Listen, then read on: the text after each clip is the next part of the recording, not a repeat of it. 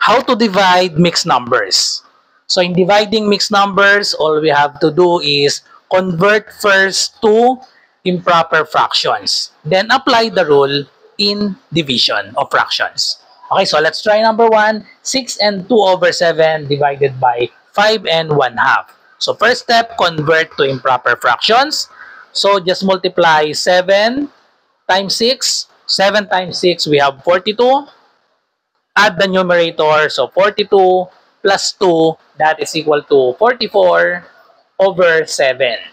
Then convert 5 and 1/2 to improper fraction, so multiply 2 by 5, 2 times 5, that is equal to 10. Add the numerator, so we have 10 plus 1, so we have divided by 11 over 2. Apply now the rule in dividing fraction. So just copy the first fraction, 44 over 7.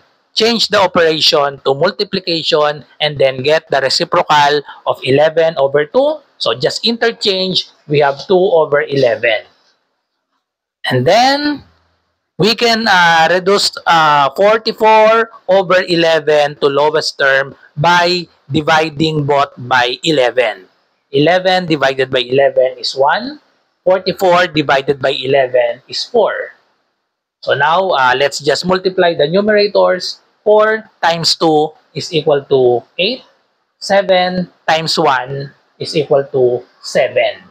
So convert to mixed number since it is improper fraction. So 8 divided by 7, that is equal to 1. 1 times 7 is 7. Subtract, we have a remainder of 1. So the final answer is 1 and 1 over 7.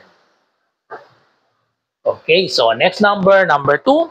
1 and 6 over 7 divided by 6 and 1/2. So convert first to improper fraction. So just multiply this. 7 times 1 is 7 plus the numerator. 7 plus 6 is 13 over 7 divided by, convert to improper fraction. So we have 2 times 6, that is equal to 12. Add the numerator, 12 plus 1, we have 13 over 2. So apply the rule. So just copy 13 over 7.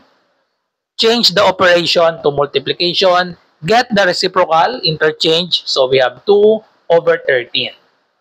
Then use cancellation law. We have 13 in the numerator and 13 in the denominator. So just simply cancel 13. So may matitira diyang 1 parehas. Then multiply the numerators. 1 times 2, that is equal to 2. And then 7 times 1 equals 7. Final answer is 2 over 7. So itry nyo naman ang number 3. 5 divided by 3 and 2/5.